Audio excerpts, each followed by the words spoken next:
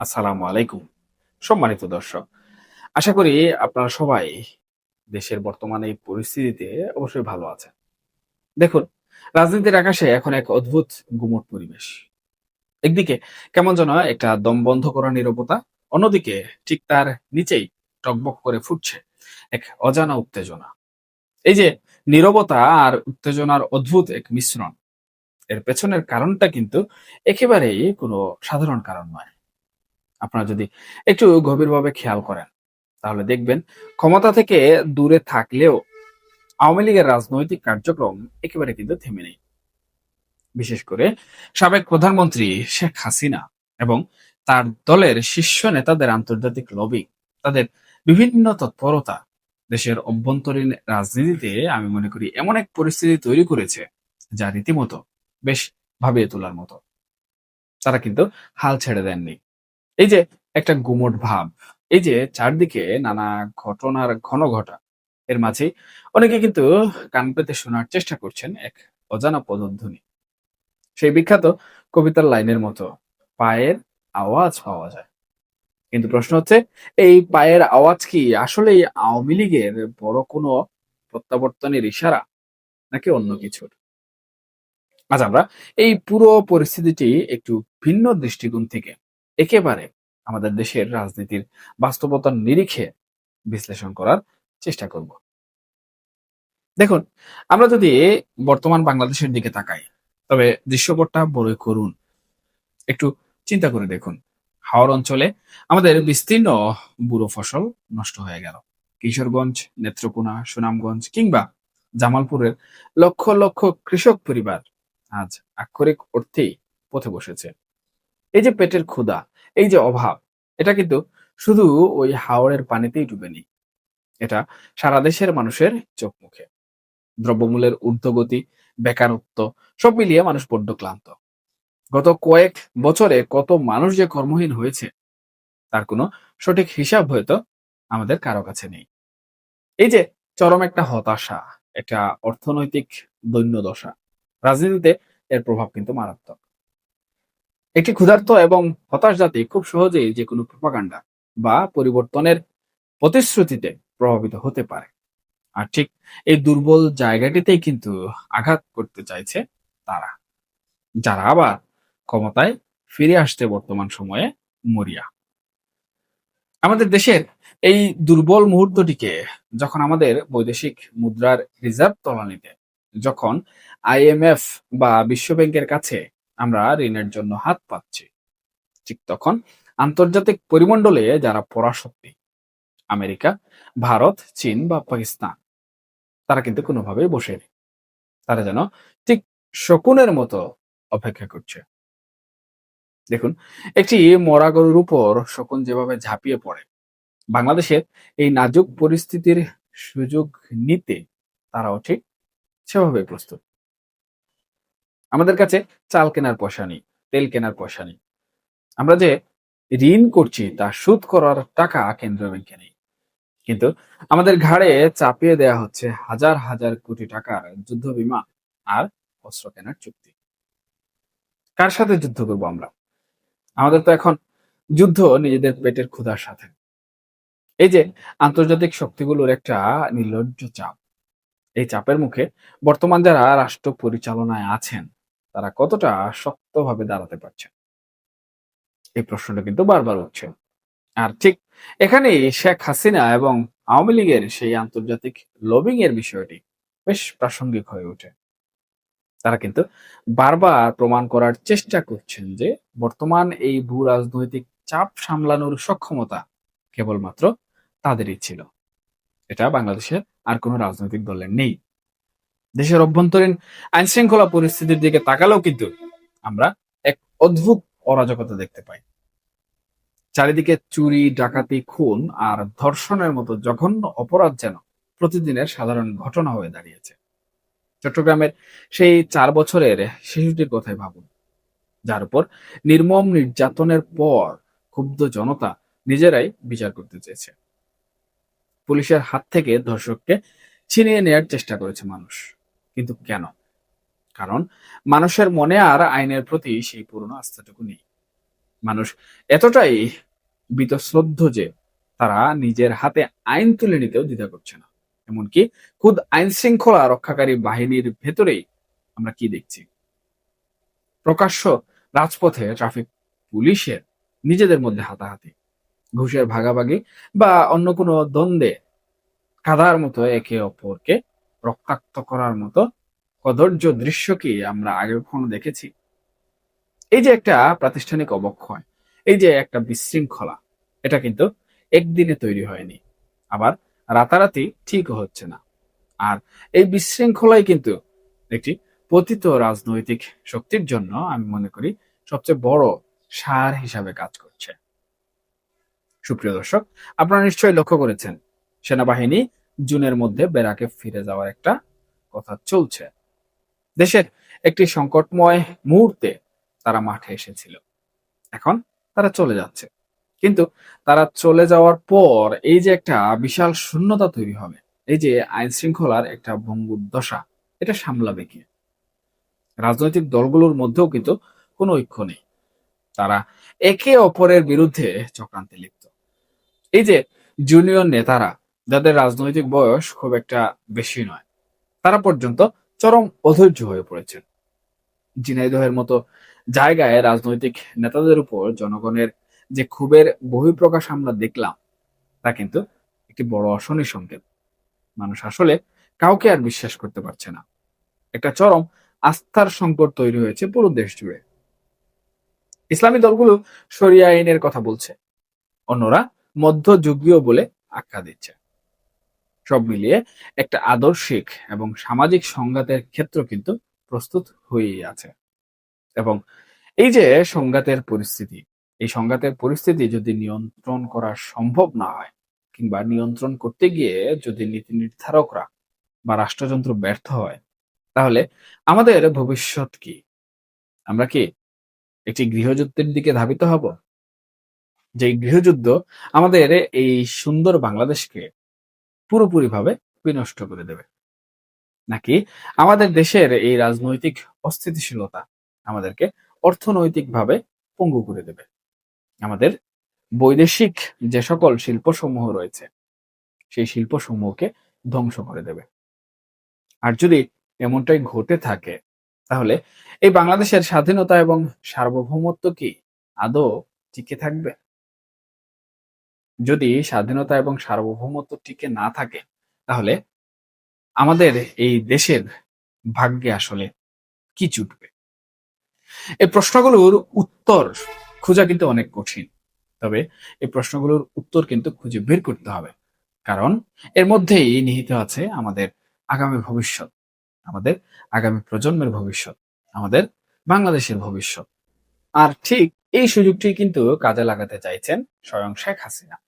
তিনি কিন্তু চুপচাপ বসে নেই, মাঝে কিছুদিন নীরব থাকলেও তিনি আবার কিন্তু সরব হয়েছেন এবং 6 মাসের মধ্যে ফিরে আসার একটা প্রচ্ছন্ন ঘোষণাও কিন্তু দিয়ে রেখেছেন। আবার 15ই আগস্ট নিয়ে কথা শোনা যাচ্ছে। এই যে তার ফিরে আসার হুঙ্কার, এটা কি নিজ কি ফাঁকা আওয়াজ? বাস্তবতা বলছে হয়তো না। কারণ তিনি একজন ঝানু রাজনীতিক।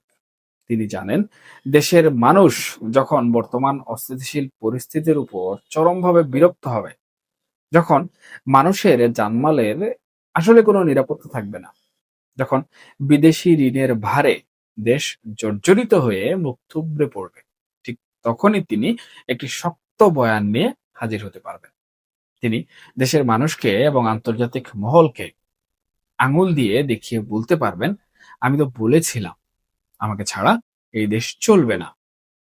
এই যে একটা মনস্তাত্ত্বিক খেলা, এই খেলায় কিন্তু তারা অনেকটাই এগিয়ে যাওয়ার চেষ্টা করছেন। তাদের আন্তর্জাতিক মিত্ররা যারা বর্তমান পরিস্থিতিতে নিজেদের স্বার্থ হাসিল করতে পারছে না বা নতুন সমীকরণে কোনোভাবে হিসাব মেলাতে পারছে না, তারাও কিন্তু পুরনো সেই পরীক্ষিত মিত্রের দিকেই হয়তো আবার হাত বাড়াচ্ছে, যার কিছু কিছু ইশারা বা ইঙ্গিত আমরা দেখতে পাচ্ছি। এই লবিং এর জোরটাই কিন্তু ওই গুমট পরিবেশের মূল কারণ। তাহলে এই যে পাওয়ার আওয়াজ আমরা পাচ্ছি, এই আওয়াজটা আসলে কার? এটা কি কোনো বিদেশি শক্তির বুটের আওয়াজ, নাকি এটা সেই পুরনো রাজনৈতিক শক্তির ফিরে আসার পদধ্বনি, নাকি কোনো গৃহযুদ্ধের? আমাদের চারপাশের এই যে অস্থিরতা, এই যে প্রতিনিয়ত ঘটে চলা বিশ্রী সব ঘটনা, এগুলো কিন্তু কোনো বিচ্ছিন্ন ঘটনা নয়। এগুলো এক গভীর রাজনৈতিক সমীকরণের অংশ। একটা দেশের রাজনীতি যখন তার সাধারণ মানুষের জীবনমান উন্নয়ন থেকে সরে গিয়ে শুধু মাত্র ক্ষমতার রেষারেষি আর প্রতিশোধের বৃত্তে আটকে যায়, তখন সেই দেশের কপালে অনেক দুঃখ থাকে। আওয়ামী লীগ বর্তমানের এই অস্থিতিশীল বিশৃঙ্খল পরিবেশকে তাদের ফিরে আসার সবচেয়ে বড় এবং শক্ত রেফারেন্স হিসাবে কিন্তু দাঁড় করাচ্ছে। তারা চাইছে মানুষ যেন বর্তমানের এই সীমাহীন যন্ত্রণায় অতীতের সব খুব ভুলে গিয়ে একটি শক্তিশালী সরকারের অভাব বোধ করে, এবং বর্তমানে কিন্তু আমরা সেটিই দেখতে পাচ্ছি। কিন্তু আমাদের এখানে একটি বিষয় মনে রাখতে হবে, দেশের মানুষ কিন্তু বোকা নয়। তারা যেমন অভাব বুঝে, তেমনি তারা রাজনীতিও বুঝে। তবে পেটের দায়ে, জীবনের নিরাপত্তাহীনতায় মানুষ অনেক সময় বাধ্য হয়ে অনেক কিছুই মেনে নেয়। আজ এই যে গুমট পরিবেশ, এই যে চাপা উত্তেজনা, এই যে ঘরে ঘরে কান পাতলে শোনা যাওয়া অদ্ভুত সব আওয়াজ, এর শেষ কোথায় সেটা কিন্তু আমরা কেউ জানি না। তবে এতটুকু বুঝতে পারছি, সামনের দিনগুলো আমাদের জন্য কিন্তু মোটেও সহজ হবে না। পরাশক্তিগুলোর শকুনের দৃষ্টি, অভ্যন্তরীণ কুন্দল, আস্থার সংকট আর পুরনো শক্তির ফিরে আসার মরিয়া লবিং, সব মিলিয়ে বাংলাদেশ কিন্তু এক কঠিন পরীক্ষার সম্মুখীন। সেই কঠিন পরীক্ষার সম্মুখীন থেকে উত্তরণের পথ আসলে কোথায়? আমি মনে করি সেই উত্তরণের পথ এবং একমাত্র চাবিকাঠি লুকিয়ে আছে দেশের সাধারণ জনগণের কাছে। সাধারণ জনগণ যেই রায় দেবেন, সাধারণ জনগণ যেদিকে ঝুঁকবেন, সেদিকেই কিন্তু পাল্লাটা ভারী হবে। এখন বর্তমান সরকারের প্রসঙ্গে যদি কথা বলি, তাহলে দেশ পরিচালনা করছেন মাননীয় প্রধানমন্ত্রী জনাব তারেক রহমান। তিনি কিন্তু উনার সরকার বা বিএনপি সরকারকে নিয়ে দেশকে স্থিতিশীল করার চেষ্টা করছেন, দেশের সামগ্রিক পরিস্থিতি তিনি নিয়ন্ত্রণে করার চেষ্টা করছেন। কিন্তু আদৌ কি উনার পক্ষে সবকিছু সম্ভব হচ্ছে? উনার সরকার বা বিএনপি কি সবকিছু নিয়ন্ত্রণে নিতে পারছে? পারছে না। কিন্তু প্রশ্ন হচ্ছে, কেন পারছে না? এই যে এতক্ষণ ধরে পরাশক্তিদের বিভিন্ন ধরনের লবিং তদবিরের কথা আমি বললাম, এবং আওয়ামী লীগের যে তৎপরতার কথা বললাম, এই তৎপরতাগুলো কিন্তু এখানে মুখ্য ভূমিকা পালন করছে। আন্তর্জাতিক মহল তাদের স্বার্থ যেখান থেকে পাবে, সেখানেই কিন্তু তারা ঘাঁটি গাড়বে। এখন দীর্ঘ ২ বছর অন্তর্বর্তীকালীন সরকারের শাসন এবং বর্তমান নবনির্বাচিত বিএনপি সরকারের শাসন, সবকিছু মিলিয়ে তারা হয়তোবা হিসাব কষে মিলিয়ে দেখেছে তাদের যে স্বার্থ, সেই স্বার্থ পূরণ করা সম্ভব নয়। এবং সেই স্বার্থ যদি পূরণ করা সম্ভব না হয়, তাহলে তারা আসলে এই যে রাজনৈতিক পট পরিবর্তন, এই রাজনৈতিক পট পরিবর্তনকে আবারও একটি রাজনৈতিক পট পরিবর্তনে নিয়ে আসতে পারে।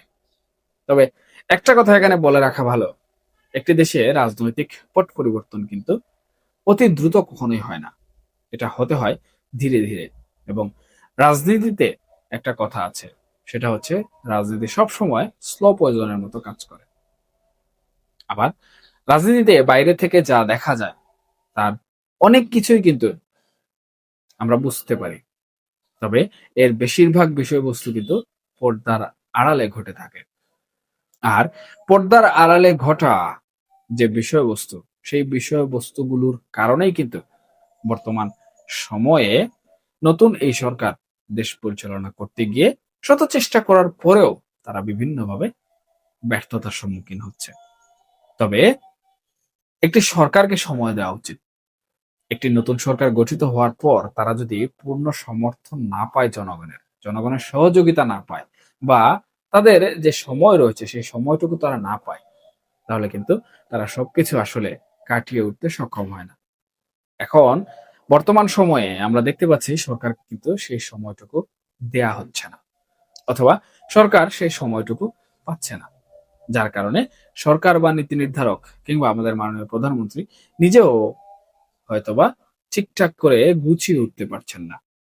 একটির পর একটি ঘটনা, একটির পর একটি ইস্যু, একটির পর একটি সংকট বা সমস্যা, এসব কিছু সময় নিয়ে সমাধান করতে হয়, কিন্তু সেই সময়টুকু বর্তমান সময়ে ওনারা পাচ্ছেন না।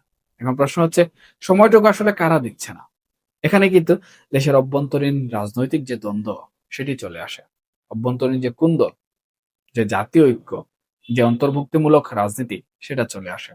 এর উপরের স্তরে যেটি থাকে সেটা হচ্ছে আন্তর্জাতিক কূটনীতি, আন্তর্জাতিক সম্পর্ক এবং আন্তর্জাতিক লবিং।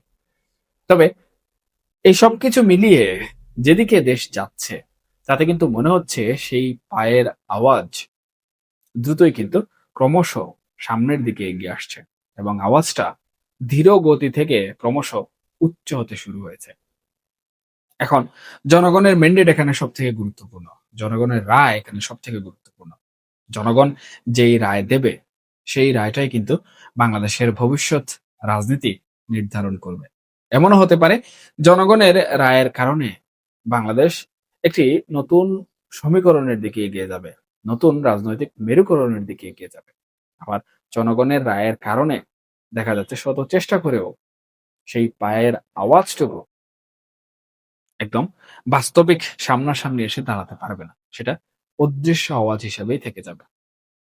নীতি নির্ধারকদের উচিত জনগণের কথা চিন্তা করা, জনগণকে নিয়ে কাজ করা। অথবা আওয়ামী লীগ যেভাবে জনগণকে নিয়ে কাজ করছে, তাতে অদূর ভবিষ্যতে আওয়ামী লীগ যে জনগণের একক ম্যান্ডেট পেয়ে যাবে না, সেই গ্যারান্টি কিন্তু কেউ দিতে পারবে না। এই আলোচনা এখানকার মতো শেষ করছি। আপনাদের এই আলোচনা প্রসঙ্গে যে মন্তব্য রয়েছে সেটা অবশ্যই কমেন্ট সেকশনে জানাতে ভুলবেন না। কারণ আপনাদের মন্তব্য আমার জন্য অনেক গুরুত্বপূর্ণ। আমি সেখান থেকে শিক্ষা অর্জন করি। সবাই ভালো থাকবেন, সুস্থ থাকবেন। অবশ্যই নিরাপদে থাকবেন। দেখা হবে পরবর্তী কোনো আলোচনায়। আল্লাহ হাফেজ।